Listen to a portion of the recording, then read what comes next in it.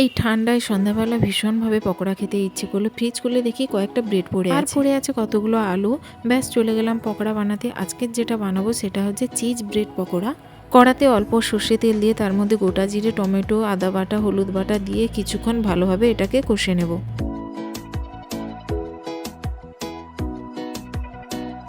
ব্যাস মশলাটা কষা হয়ে গেলে এর মধ্যে ম্যাশ করে রাখা সেদ্ধ আলু, পরিমাণ মতো লবণ আর গরম মশলা গুঁড়ো দিয়ে এটাকে ভালোভাবে মিক্সড করে নেব।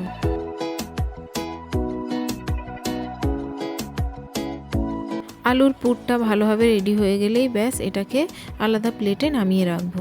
এরপর একটা বাটিতে 200 গ্রাম বেসন, কালো জিরা, হলুদ গুঁড়ো আর পরিমাণ মতো লবণ দিয়ে অল্প অল্প জল দিয়ে এই ব্যাটারটাকে ভালোভাবে স্মুথলি মাখিয়ে নেব।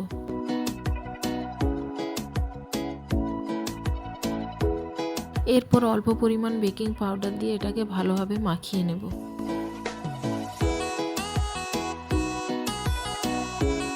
এখানে আমি দুটো ব্রাউন ব্রেড নিয়েছি। একটা ব্রেডের ওপরে আমি আলুর পুরটা ভালোভাবে বসিয়ে দেব, ভালোভাবে চিপটে দেব যাতে না বেরিয়ে আসে। তারপর আমি ওপর থেকে একটা কিউব চিজ নিয়ে এটাকে ভালোভাবে গ্রেটার দিয়ে গ্রেট করে নিয়ে অন্য ব্রাউন ব্রেডটা এর মধ্যে ভালোভাবে চেপে দিয়ে ব্যাস কোনাকুনিভাবে কেটে দেব। সবগুলো ব্রেডকে আমি এইভাবে পুর ভরে রেডি করে রেখে এরপর একটা লোহার কড়াই বেশি করে তেল গরম করে নেব। তারপরে ওই পুর ভরে রাখা ব্রেডগুলোকে বেসনের মধ্যে ভালোভাবে ডুবো তেলে এটাকে এপিড ওপিড ভালোভাবে ভেজে নেব। ভেজে নেওয়ার পরে ভালোভাবে ছেঁকে তুলে নেব।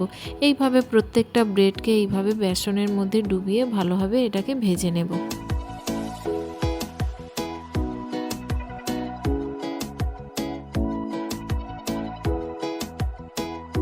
সবগুলো ব্রেডগুলোকে আমি ভালোভাবে পকোড়ার মতো করে ভালো করে ভেজে নিয়েছি। আমার রেডি হয়ে গেল চিজ ব্রেড পকোড়া। এটা সস অথবা মেয়োনিজের সাথে খুবই ভালো লাগবে। তো দেখতে কতটাও সুন্দর লাগছে। আজকের এই সিম্পল রেসিপিটা তোমাদের কেমন লাগলো অবশ্যই তোমরা কমেন্টে জানিও।